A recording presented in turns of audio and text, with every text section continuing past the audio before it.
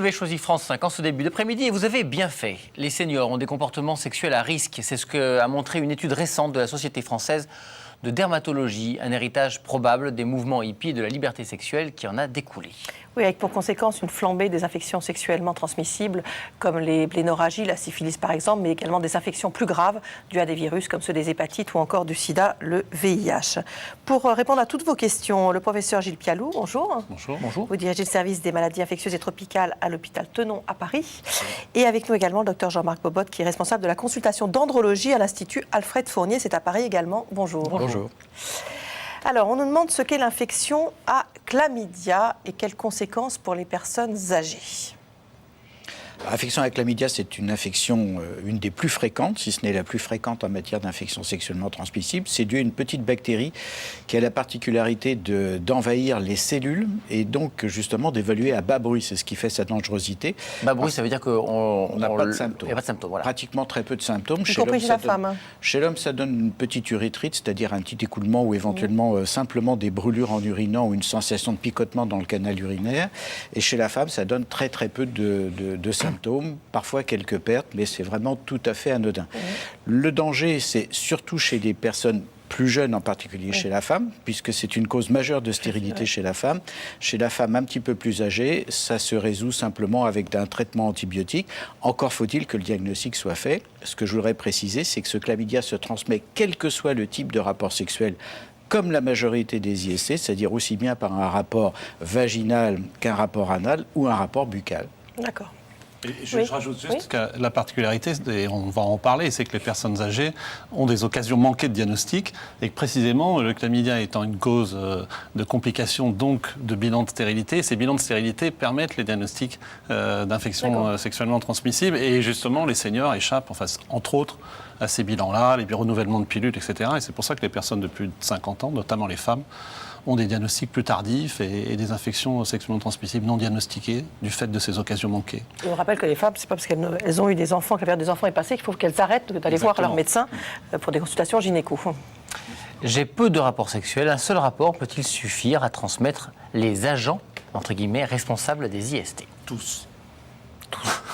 Tous et toutes, pour les individus. Alors, un rapport ne transmet pas, on connaît bien la musique pour le VIH, si je puis dire. Un rapport ne transmet pas forcément, mais un seul rapport peut suffire. Et on a tous dans notre consultation des gens qui ont été contaminés par un seul rapport.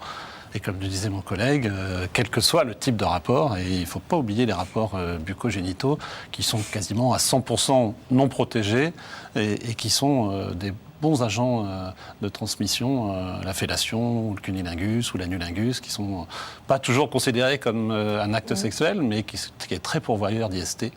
On va en reparler tout à l'heure, je pense. Dans ce cas, ça veut dire que les agents infectieux pénètrent par des petites plaies qu'on peut avoir dans la bouche, par exemple? Oui, tout à fait, par les lésions, mais aussi des lésions non visibles, en fait, des lésions non non connues. visibles, c'est aussi le problème du suivi. Alors évidemment, on ne peut pas faire un examen vaginal régulier, les femmes en ont. Examen anal, c'est beaucoup plus rare. Et examen bucco, je ne pense pas qu'il y ait beaucoup de collègues dentistes ou stomatologistes qui font de la prévention et de la réduction des risques des infections sexuellement transmissibles, mais on sait que c'est un facteur un sur-risque. D'accord. En ce qui concerne les infections comme la gonococcie, le chlamydia, ça peut se transmettre même s'il n'y a pas de plaie dans la bouche. Il suffit simplement d'un contact de muqueuse à muqueuse pour transmettre la bactérie. L'histoire de la médecine raconte, et il y a ça à Saint-Louis dans la salle des moulages, les panaries des médecins qui ne mettaient pas de gants et qui examinaient les gens qui avaient des infections sexuellement transmissibles. Donc c'est la raison, c'est parfois on n'a même pas besoin d'une pénétration. Mais alors, quand par exemple une infection à chlamydia dans la bouche, elle va ensuite avoir une répercussion au niveau sexuel ou elle va infectée. Elle va rester dans la bouche. Les germes se développent à l'endroit hormis le VIH ou les hépatites qui, eux, vont disséminer, ou la syphilis.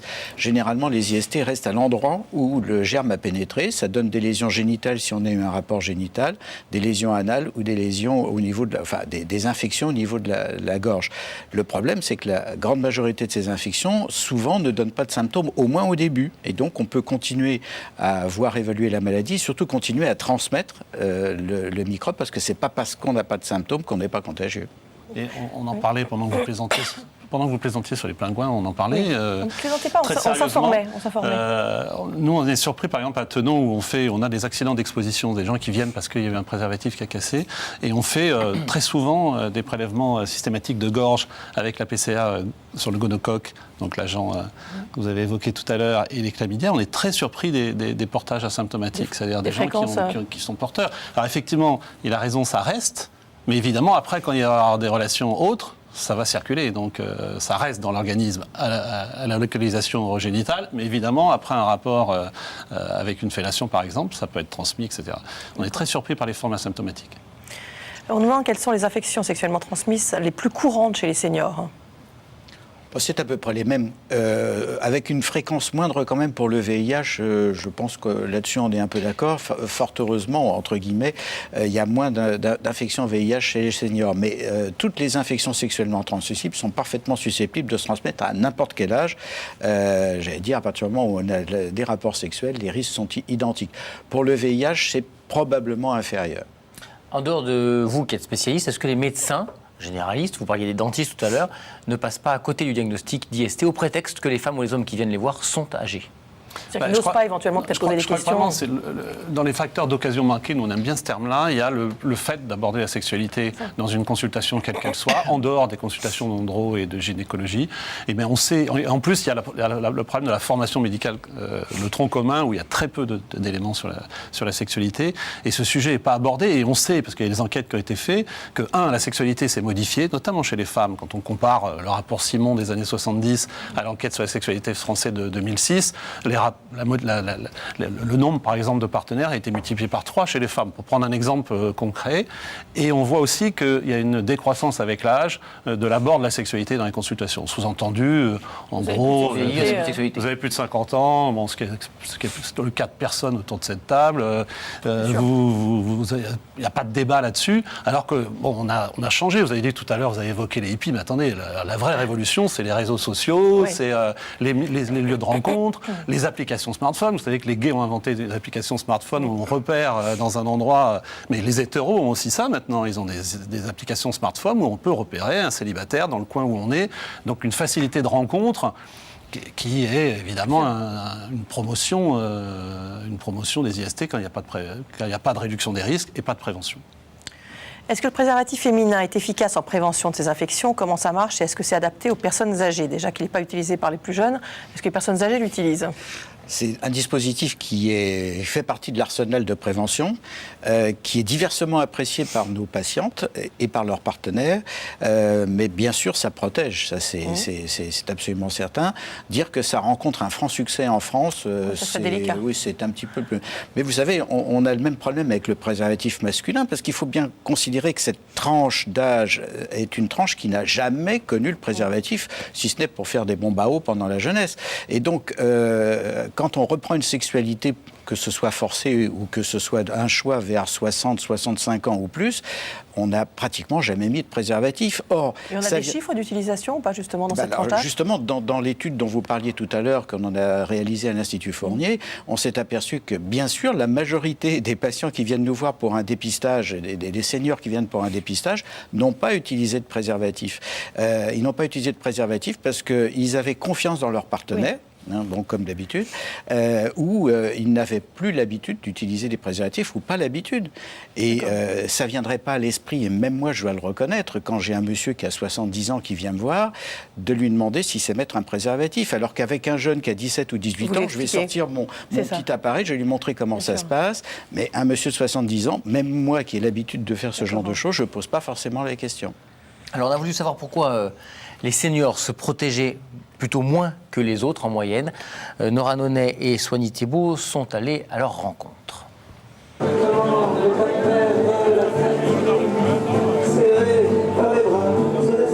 On pense souvent que la jeunesse a le monopole de l'insouciance, du désir et du sexe. Mais les seniors ne font pas que valser. Ils ont une vie sexuelle, ils le clament, mais avouent ne pas toujours être très sérieux.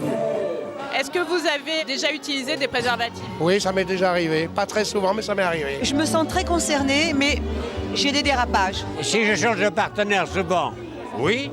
Là, ça fait 1 an que je n'ai pas changé de partenaire, non. Je préfère sans qu'avec, mais je sais que pour la sécurité, il vaut mieux avec. Selon une étude française réalisée dans des centres de dépistage anonymes parisiens, les plus de 65 ans utiliseraient moins fréquemment le préservatif lors d'un rapport occasionnel que les autres classes d'âge.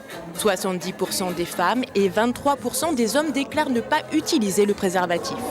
Les seniors, parfois, ont le sentiment de ne pas être concernés, de ne pas être exposés à risque parce qu'ils sont les héritiers d'une génération venue des années 60 où le sujet n'était pas abordé. Ils ne se sentent pas vraiment concernés par le préservatif ou par un risque sexuel potentiel. Et les femmes de 50 ans ne sont plus exposées à la grossesse, donc n'utilisent pas non plus le préservatif comme moyen de prévention et de contraception. Claudine s'est mariée jeune, a élevé 3 enfants. Au bout de 20 ans, elle divorce et entame une nouvelle vie. Découverte de nouveaux amours, des histoires sans lendemain. À plus de 50 ans, Claudine se sentait à l'abri, mais en 2013, elle apprend qu'elle est porteuse du virus du sida. Je me suis sentie complètement anéantie, quoi. C'est comme si on m'annonçait que j'allais décéder dans peu de temps, parce que bon, je me sentais pas concernée, quoi. Pour moi, je rentrais pas dans les critères de personnes à risque, parce que bon, je ne me drogue pas, je ne fume pas, je me sentais pas à risque, quoi, en fait. Et puis bon, on fait confiance quand on rencontre des personnes, on va dire, correctes. Bon, ils étaient un peu comme moi, ça les embêtait un peu de se protéger, quoi. Donc voilà. Mais bon, après, c'est vrai qu'on prend des risques, quoi. Maintenant, je me rends compte qu'on prend vraiment des risques. Le sujet des risques sexuels avec des patients de plus de 50 ans est peu, voire pas abordé en France. Aux États-Unis, en revanche, avec cette campagne de prévention, on mise sur l'humour pour convaincre les seniors de porter des préservatifs.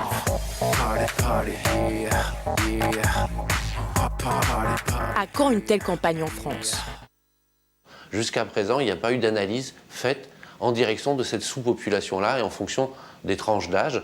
On s'intéresse essentiellement, d'ailleurs on le voit dans tous les rapports, aux jeunes, 18-24 ans, puis ensuite les 24-39, et puis après 50 ans, c'est comme si les gens avaient plus de sexualité ou ils étaient devenus peut-être une portion trop limitée en nombre de personnes, et donc du coup il n'y a pas d'intérêt majeur de la part de la santé publique en France. Pourtant, tout le monde a le droit à une vie sexuelle épanouissante. Il est donc urgent de proposer aux seniors de manière plus systématique des préservatifs et des dépistages.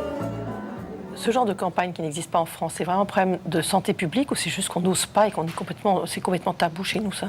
Moi, je crois qu'on n'ose pas. Enfin, on met des moyens ailleurs. Enfin, c'est banalisé. C'est-à-dire que bon, c'est une population, comme il dit, c'est une sous-population, Jean-Marie Le Gall, mais ça a le côté aussi population d'en dessous.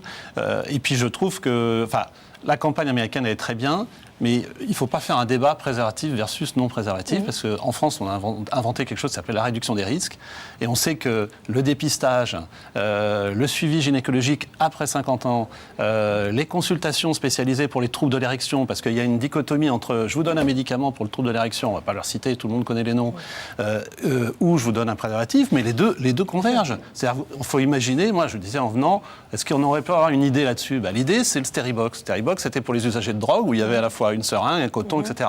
Il faut faire la même chose pour les seniors. C'est-à-dire, il faut qu'ils aient des lubrifiants. Les lubrifiants, ça participe beaucoup à la réduction des risques chez des personnes qui n'ont plus de lubrification, qui augmentent les micro-traumatismes. Voilà. Et donc ça, c'est un facteur de réduction des risques, d'avoir des lubrifiants. On sait très bien aussi que de ne pas avoir d'éjaculation, ça diminue quand même considérablement le risque. Et puis, je trouve qu'il faudrait pouvoir donner des médicaments des troubles de l'érection, justement, non pas attendre que les gens puissent plus bander, mais justement pour faciliter l'utilisation du préservatif chez les hommes. Vous voyez ce que je veux dire ? C'est-à-dire qu'il y a un kit, médicament favorisant l'érection et qui permet l'utilisation du préservatif. Médicaments favorisant l'érection et capote ensemble. Ça converge, c'est presque un slogan. Juste une question encore sur le VIH, parce que il faut le promouvoir.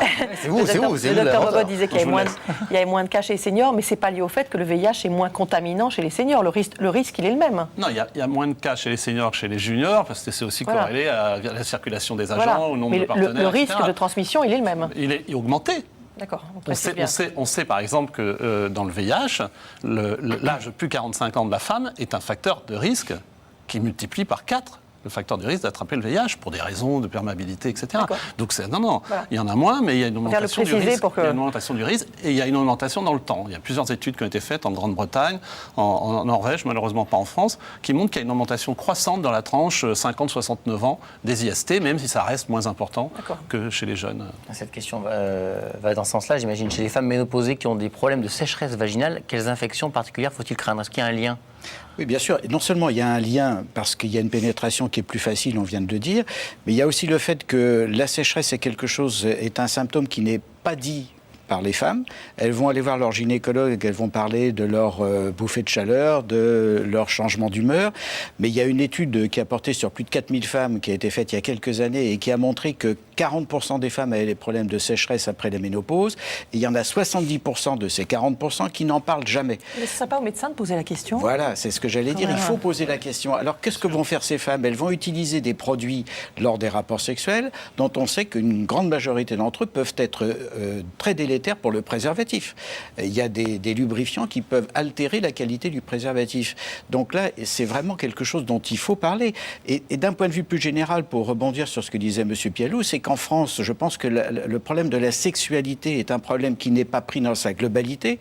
Moi, je plaide depuis des années pour l'ouverture de centres de santé sexuelle, c'est-à-dire avoir une vision globale de la sexualité. On n'a pas d'un côté des problèmes d'érection, de l'autre côté des problèmes de sécheresse et enfin les problèmes d'IST. On a des problèmes qui sont globaux et ça, il va falloir vraiment qu'on y réfléchisse si on veut éviter de tomber dans une augmentation catastrophique des problèmes qu'on peut avoir au niveau sexuel. Y a-t-il une hygiène particulière à conseiller aux seniors? La même que tout le monde. Oui, je pense que quand même il y a un certain nombre on sait très bien qu'il y a un certain nombre d'éléments qui augmentent, les infections urinaires, de passer d'un orifice à un autre. Enfin bon, il y a des choses qui sont plus applicables encore aux personnes de plus de 50 ans. Mais il y a aussi, je pense quand même, mettre l'accent sur le dépistage quand même, sur le dépistage et le suivi. Parce qu'on sait très bien que si vous avez une lésion herpétique ou n'importe quoi ulcéré, vaginale ou pénienne, c'est une augmentation de transmissibilité de tous les agents infectieux, à commencer par le VIH, le coq, on n'a pas besoin parce qu'il passe partout. Mais donc, je pense qu'effectivement, le dépistage et le suivi est nécessaire. C'est une question. On demande où réaliser une consultation de dépistage anonyme et gratuit. Alors, il a raison. Il n'y a qu'un centre de santé sexuelle en France, à peu près, et il est orienté plutôt population gay. La ministre précédente avait dit qu'elle ferait des centres de santé sexuelle. Typiquement, il faudrait des centres de santé sexuelle pour les ados et pour les personnes de plus de 50 ans, parce que c'est des questions globales. Bon, là, maintenant, après, je crois que les femmes doivent voir ça avec les gynécos, parce qu'ils sont quand même plus... Et puis, il y a des consultations spécialisées, en neuro, en sexo, il y a les CDAG. Donc, les centres de dépistage anonymes et gratuits. Voilà. Et les CIDIS, donc, qui sont les anciens centres antivénériens, qui ont quand même une orientation, parce qu'il faut aussi, vous l'avez dit tout à l'heure, que les médecins aient un peu la bonne oreille. Oui. Parce que ça peut être délicat quand même pour des gens un peu plus âgés d'aborder ces questions. Si les médecins ne l'abordent pas eux-mêmes, c'est quand même difficile. La lubrification, c'est typiquement, hein, nous on le sait parce qu'on fait les préventions VIH, IST, etc. Mais les lubrifiants, ça ne devrait pas être un remède, ça doit être aussi un outil érotique.